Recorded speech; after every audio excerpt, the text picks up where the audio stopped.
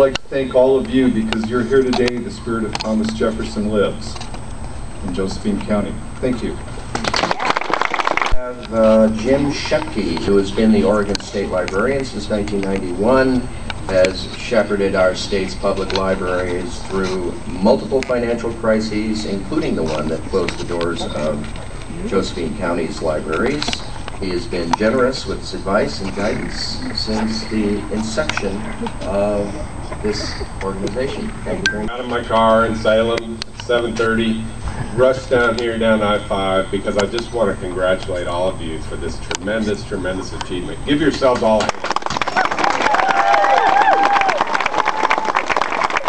So on behalf of Governor Kulingoski, the State Library Board, I just want to thank the JCL board, Dave Walker, and all the board members. Just did an incredible job to reopen the library. I've been to a lot of ribbon cuttings in the past 18 years.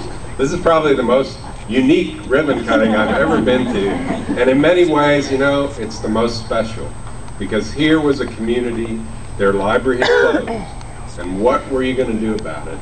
And you came together, not at the top levels but at the grassroots. All you people out here today came together, said, this will not stand. We will not have a library that is closed to children, to families, to seniors. Libraries are important.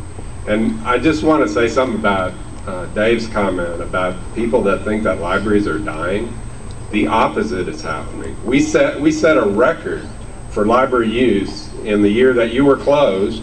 We checked out 51.7 million books in the state of Oregon. That is equivalent to 15 books per person in the state of Oregon. This is a great library state. There's only one state in the United States that checks out more books per capita than Oregon, and that's Ohio.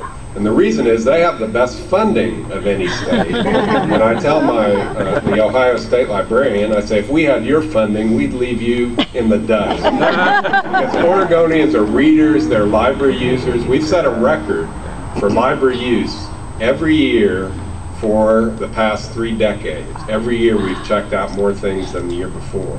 So anybody that tells you that libraries are dying, tell them they're dead wrong. Tell them to call me and I'll give them all the facts and figures. I brought you a library warming present, and I want to present this to your new librarian, Russell Long. I just met Russell today. I think it's fabulous that he's come up here to help you and to be your library director. And I brought 2 books. This book is Stubborn Twig, and this is the Oregon Reads 2009 book selection. Our goal is to have every Oregonian read this book in our sesquicentennial year. So you'll have at least 1 copy. Line up for it. I brought some bookmarks as well. It's a wonderful book about 3 generations of the Japanese-American immigrant family in Oregon. Fantastic book. I also brought this book, which is called Wild Beauty. It's a history of photography in the Columbia River Gorge. It's just a gorgeous book. I'd say it's the best book that was published in Oregon last year. We're very proud of the State Library because at the earliest photographs that are reprinted in this book are from our collection, and they're just priceless photographs of our state. So I'm going to give these 2 books to Russell, and you guys got to get in there and get them. Thank you. Thank you all.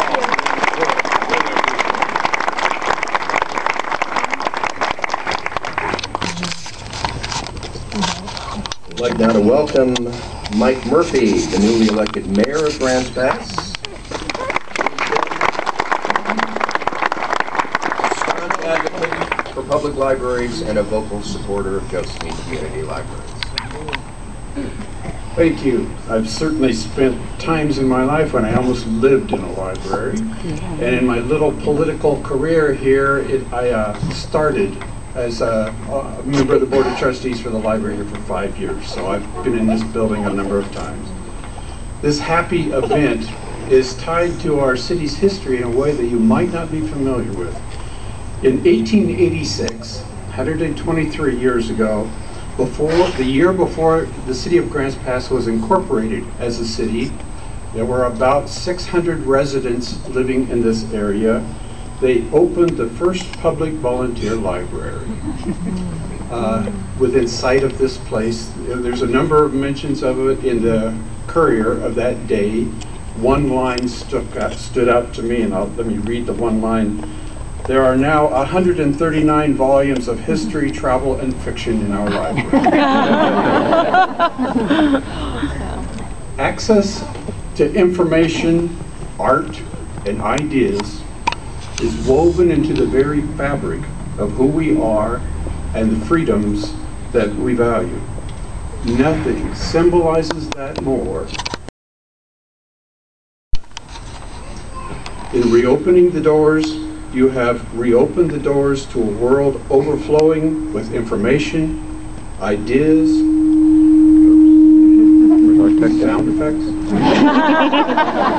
wisdom and inspiration for all who enter. I thank you for giving this library back to the community.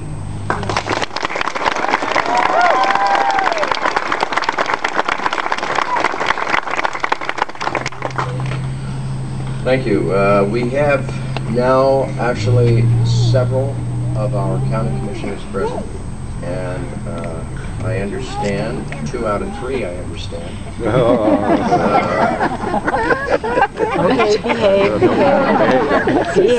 And I understand, well, first Dwight Ellis, our 2-time county commissioner, who was before that head of the Chamber of Commerce and was named Oregon Chamber Executive of the Year 2003, so he has seen the importance of libraries to a healthy local economy.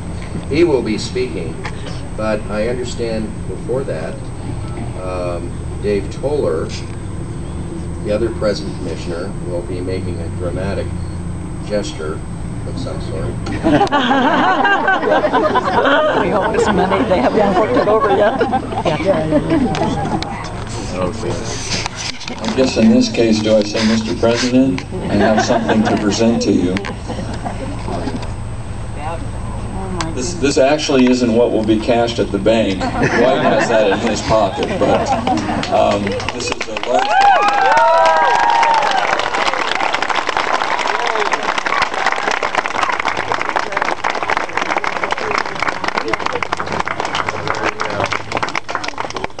It is a check for $300,000. It represents the partnership that I think is extremely important to the success of our library's opening. This is a wonderful day, a fantastic day. It's great to see you folks out here.